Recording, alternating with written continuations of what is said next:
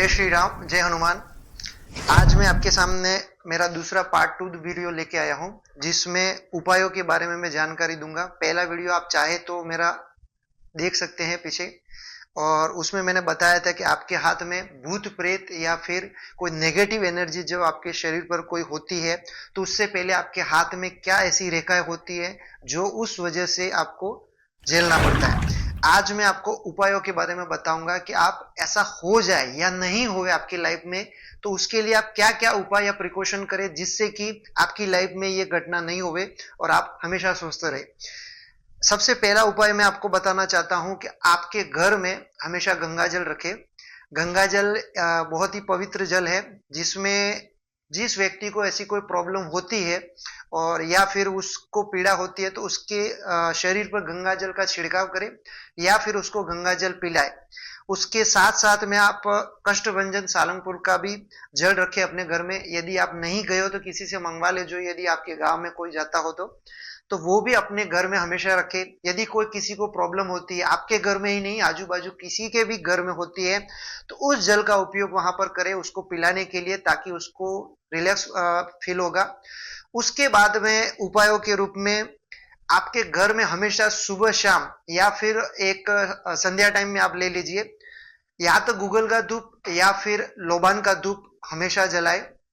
उससे होगा क्या कि कोई नेगेटिव एनर्जी जो यदि हो तो वो तुरंत ही वहां से निकल जाए। इसलिए आपके घर में हमेशा गूगल का धूप या लोबान का धूप हमेशा शाम को जलना चाहिए। संध्या टाइम पर आप बत्ती के टाइम पर जला सकते हो।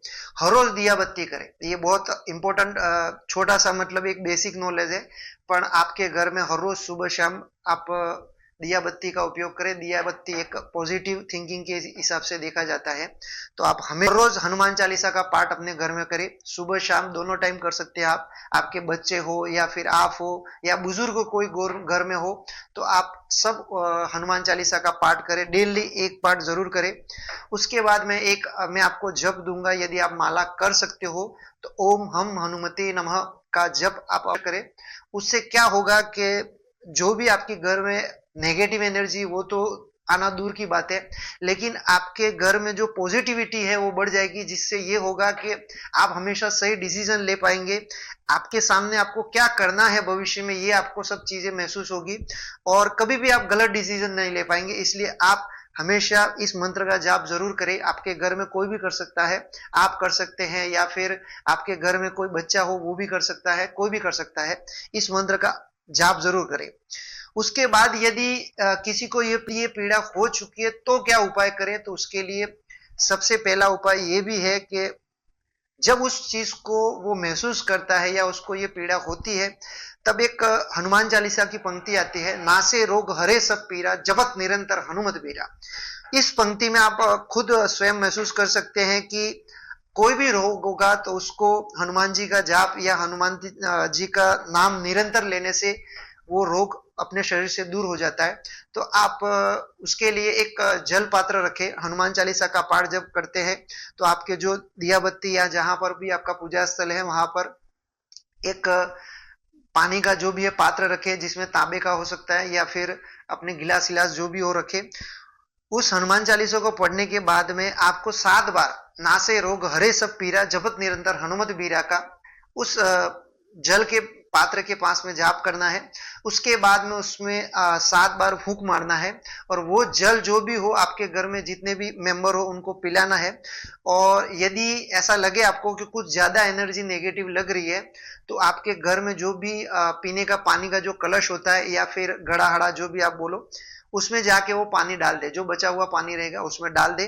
तो आपके घर में बाहर से भी कोई ऐसी एनर्जी लेके कोई आया हो आपका बुरा करने या फिर आपके ऊपर कोई ऐसी बाधा रखने के लिए, तो वो सबसे पहले आप उसको पानी वहीं पिलाए, जिससे उसके मानसिक रूप से वो अपने आप ही पॉजिटिव हो जाए और वो चीज जो लेके आया है वो नहीं करेगा आपके घर में और वो अपने आप ही चला जाएगा। इसलिए ये उपाय भी सबसे कारगर उपाय साबित होगा। उसके बाद में यदि किसी को ये प्रॉब्लम हो जाती है तो मंदिर में आप जाएंगे तो वहां पर चोला या फिर अपने देसी भाषा में वाघा बोलते हैं, वाघा जब उधरता है तो सेवक के पास में वहां जाके हर सैटरडे या मंगलवार आप जाओगे या उनको सेवक को बोल के रखोगे तो वो ऑलरेडी वहां पर रखेगा और वहां से उसका तिलक आप घर पर लेके आ जाइए। एक डब्बी में भर के, छोटी सी डिब्बी में भर के लेके आए और उस तिलक को आपके बच्चों को, आपके घर में जितने भी मेंबर को, उन सबको वो तिलक लगाए।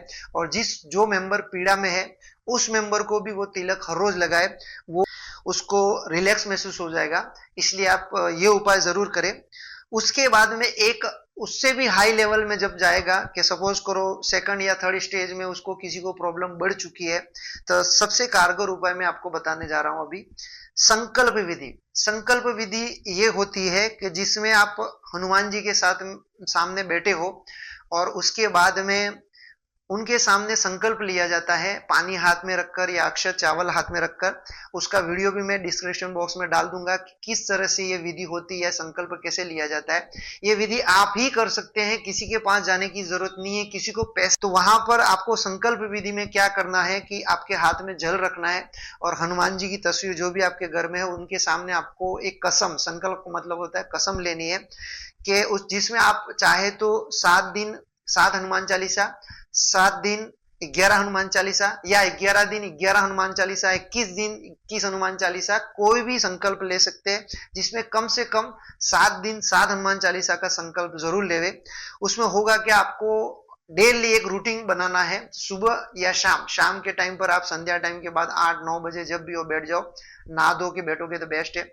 उसके बाद में आपको कंटिन्यू 7 हनुमान चालीसा का पाठ कंटिन्यू करना है। उसमें आपको जो पीड़ा या फिर जो भी प्रॉब्लम आपकी हो वो एक रेड पेन से एक व्हाइट कागज पे लिख के उनकी तस्वीर के सामने रख दो और उसके बाद में ये पाठ चालू कर दो। 7 हनुमान चालीसा कंटिन्यू आपको करनी है और 7 दिन तक करनी है। उसके बाद में जो भी प्रॉब्लम होगी आपके लाइफ से वो प्रॉब्लम निकल जाएगी, मैं आपको दावे के साथ कह सकता हूं। और ये प्रॉब्लम जो भी हो, ये संकल्प विधि में बहुत जनों को दिलवा चुका हूं ये, और उनके ऊपर कारगर भी साबित हुई है। इसलिए मेरे हिसाब से सबसे बेस्ट विधि जो बोलूंगा मैं, वो संकल्प विधि बोलूंगा। उसके बाद में नेक्स्ट उपाय के रूप में मैं बताना चाहता हूं कि रुद्राक्ष की माला जरूर धारण करें आप। चाहे लेडीज हो चाहे जेंट्स हो, आप रुद्राक्ष धारण कर सकते हैं। कहीं पर भी कोई शास्त्रों में नहीं लिखा है कि लेडीज नहीं कर सकती है। चाहे तो रुद्राक्ष की माला आप अपने हिसाब से देख लीजिए, 7 मुखी रुद्राक्ष आप पहन लीजिए, उसमें कोई प्रॉब्लम जैसा मैटर नहीं, हर किसी को सूट हो जाएगा। तो एक सिंगल मणका जो बोलते हैं वो आप मंगा लीजिए 7 मुखी रुद्राक्ष की माला का। उसमें आप किसी भी चांदी या फिर रेड कलर के धागे या ब्लैक कलर के धागे में आप धारण कर सकते हैं। उसमें मंडे का दिन आप चॉइस कर लीजिए, मंडे को सुबह ओम नमः शिवाय ओम नमः शिवाय का 101 बार जप करके वो रुद्राक्ष आप धारण कर लीजिए। उसमें क्या प्रिकॉशन या क्या चीजें अपने को ध्यान रखनी है, आप ऑलरेडी यूट्यूब में जाए और अनेकों वीडियो मिल जाएंगे कि रुद्राक्ष पहनने के बाद में अपने को क्या क्या चीजों की सावधानी रखनी है, तो वो आप वहां से पता लगा सकते हैं। तिलक हर रोज लगाए। लोग बोलना चाहते हैं कि हम बोले तिलक लगा के घूमते हैं तो कोई दिखावटी है या वो है। तिलक आपके आज्ञा चक्र को सिक्योर करता है। सिक्योर मतलब होता है जो आपका आज्ञा चक्र होता है वो दोनों आंखों के सेंटर पार्ट में, जहां पर अपने लेडीज है जो बिंदी लगाती है या फिर जो भी वो सेंटर पॉइंट गिना जाएगा उसको, वहां पर अपना आज्ञा चक्र होता है। आपको पता हो तो जब अपनी नाभि या फिर जो भी हो वहां खिसकना बोलते हैं, नाभि को खिसकना बोलते हैं, तो वो जब ऊपर नीचे या दाएं बाएं होती है तो आपको प्रॉब्लम पेट से रिलेटेड इश्यू आते हैं, जैसे वोमिटिंग हो गई या उल्टी दस्त की शिकायत हो गई या फिर पेट में दर्द होना या जी मचलना, जैसे मतलब प्रॉब्लम आपको आते हैं। वैसे ही आपका जब आज्ञा चक्र खिसकता है तभी ये नेगेटिव एनर्जी आपके ऊपर हैवी होती है। इसीलिए इस चीज को आप इग्नोर मत कीजिए कि तिलक क्या है, क्या फर्क पड़ेगा। तो मैं आपको पहली बार आपको बताना चाहता हूं कि तिलक क्यों लगाया जाता है। तिलक आपकी आज्ञा चक्र का सिक्योरिटी गार्ड है। उस तिलक में चंदन है या फिर जो भी आप अदल कोई भी होगा तो उस चीज को लगाएंगे ना, तो वहां पर ऑलरेडी एक तो ठंडक रहेगी और वो आपके ऊपर कभी कोई नेगेटिव एनर्जी हैवी नहीं हो सकती। जो नेगेटिव एनर्जी आपके ऊपर हैवी होती है सबसे पहले आपके आज्ञा चक्र को वहां से भंग करती है और वहां से वो हटा देती है, जिसकी वजह से सबसे पहले नेगेटिव एनर्जी का कंट्रोल जो होता है आपके माइंड के ऊपर होता है। वो जो चाहती है वो आप करते हो। इसीलिए कृपया करके मैं आपके सामने हाथ जोड़ता हूं कि तिलक हर रोज लगाए। इस चीज को आप गलत मत समझे कि क्या होता है उससे। तिलक डेली आपके रूटीन में लेके आए, भले छोटा बड़ा आपकी इच्छा है वो कैसा भी लगाए। आप रेड कलर में आप कुमकुम का तिलक लगाए या फिर आप चंदन का तिलक लगाए, जो आपकी इच्छा हो तिलक लगाए, बस ये यहाँ से शुरुआत की। मैंने आपको बोला कि हनुमान जी के मंदिर में जाके वहां पर आपको वो वागा या फिर आप जो भी चोला बोलते हैं, उस तिलक से व्हाइट कलर के पेपर पर अपने हाथ या रुई से ले ले, रुई से लगाकर फिर राम का नाम लिखे और उसमें एक लौंग, सिंगल लौंग जो जिसका मुंह पूरा हो, जिसमें अपने आगे का भाग टूटा हुआ नहीं हो, उस लौंग और जो पेपर, छोटा सा पेपर राम जो लिखा हुआ है, वो दोनों को एक मतलब राउंड शेप में वो करके एक ताबीज बना ले, ताबीज में उस चीज को डाल दे और काले धागे या रेड कलर के धागे में अपने गले में धारण कर ले। ये बच्चों के रूप में तो विशेषकर आप, मैं पहले से ही बोल देता हूँ, प्रिकॉशन भी समझ लो आप, कुछ नहीं हो तो भी ये चीज डाल दे अपने बच्चों के गलों में। होगा क्या, उसकी रक्षा ऑलरेडी भगवान प्रभु श्री राम और प्रभु श्री हनुमान जी रखेंगे, क्योंकि दोनों चीजें, लौंग जो होती है वो हनुमान जी को बहुत प्रिय होती है और राम और उनके तिलक वहां से लेकर लिखा हुआ है, तो वो ऑलरेडी आपके लिए कारगर साबित होगा। उसके बाद में प्रिकॉशन के रूप में और चीज मैं बताऊंगा, किसी अनजान जगह या चार रास्ते पर किसी अनजान चीज को रखे हुए को आपको टच कभी नहीं करना है। ये नेक्स्ट उपाय के रूप में या प्रिकॉशन के रूप में मैं आपको बताना चाहता हूं। कभी इस चीज को इग्नोर मत कीजिए, वहां जाकर या पैर लगाना या फिर उस चीज में क्या है ये जानने की कोशिश मत कीजिए। वो किसी का उतारा हो सकता है या किसी के ऊपर से कोई बाधा या भूत प्रेत का उतारा हो सकता है, वो चीजें चार रास्तों पर रखी जाती है।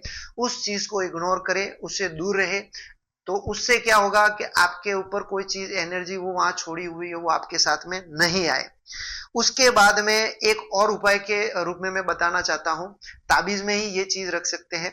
एक कपड़े आंकड़े का फूल आता है, जो आंकड़े का पत्ता या आंकड़े का फूल आता है, जो हनुमान जी को बहुत प्रिय होता है, और उसके अलावा शिव जी को चढ़ाने वाला बेलपत्र, जो बेलपत्र होता है, उन दोनों को मिक्सअप करके, दोनों पत्तों को मिक्सअप करके या फिर आंकड़े का फूल को, दोनों को मिक्सअप करके उसको राउंड शेप में किसी ताबीज या फिर उसमें बांध के आप अपने हाथ में या फिर अपने गले में धारण कर सकते हैं। ये भी सबसे कारगर उपाय है, ये भी आपको किसी ने नहीं बताया होगा, मैं पहली बार आपको बताने जा रहा हूं ये उपाय भी। इससे भी व्यक्ति पहले दिन या दूसरे दिन से ही उसको फर्क लगना चालू होता है और उसकी नेगेटिव एनर्जी कहाँ गायब हो जाती है उसको पता भी नहीं चलता है। ये छोटे छोटे उपाय, 1 रुपया भी खर्च नहीं होगा और ये आपके घर में ही हो सकते हैं। किसी तांत्रिक के पास जाने की जरूरत नहीं है, किसी ज्योतिष के पास जाने की जरूरत नहीं है, ये उपाय आपके घर पर ही कर सकते हैं। आपको कोई प्रॉब्लम हो कि नहीं हो, ये इससे पहले भी धारण किया जा सकता है, इसमें कोई नुकसान नहीं है। हमेशा आप प्रिकॉशन के रूप में भी इसको यूज कर सकते हैं। उसके बाद में मैं आपको बोलना चाहूंगा, हर शनिवार और मंगलवार को अपने घर में सुंदरकांड का पाठ लगाए या खुद पाठ करें। हो सकता है आप खुद करें तो बहुत बेस्ट है, लेकिन आपके पास टाइम नहीं है तो कोई बात नहीं, आप अपने मोबाइल में चला सकते हैं या कोई आपके घर में म्यूजिक कोई ऐसा हो तो उसमें आप मोबाइल से चला सकते हैं और उसकी आवाज को पूरे घर में आप व्यवस्थित बजाए। इसीलिए ये प्रिकॉशन, या फिर यदि कोई बाधा हो आपके घर में, नेगेटिव एनर्जी हो, तो वो तुरंत भाग जाएगी। आप टेंशन फ्री हो जाओ, कहीं कहीं जाने की जरूरत नहीं है, ये सब चीजें आपके घर में करो और कोई डरने की जरूरत नहीं है। भूत प्रेत जो होता है ना वो दिखता नहीं है, आजकल जो दिखता है ना वही चीजें हैवी है। यदि इंसान है तो इंसान ही हैवी आपके ऊपर, या वही आपको डराता है। भूत प्रेत जो होते हैं वो आपको दिखते नहीं है, इसलिए हाँ उसको महसूस कर सकते हैं अपन, पर दिखते नहीं है, इसलिए आप उसको बारे में टेंशन लेने की जरूरत नहीं रखे। प्रभु से रिश्ता रखे। आप जो भी पूजा पाठ कर रहे हैं, हर रोज करते होंगे, मेरे को भी पता है, आप अपने घर में दिया बत्ती करते होंगे या फिर जो भी उनका पूजा अर्चना करते होंगे, फूल चढ़ाते होंगे, उनसे सबसे पहले रिश्ता कायम करें। रिश्ते में आप उनको भाई बना सकते हैं, गुरु बना सकते हैं। हनुमान चालीसा में एक पंक्ति आती है, जय जय जय हनुमान गोसाई, कृपा करो गुरुदेव की नाई।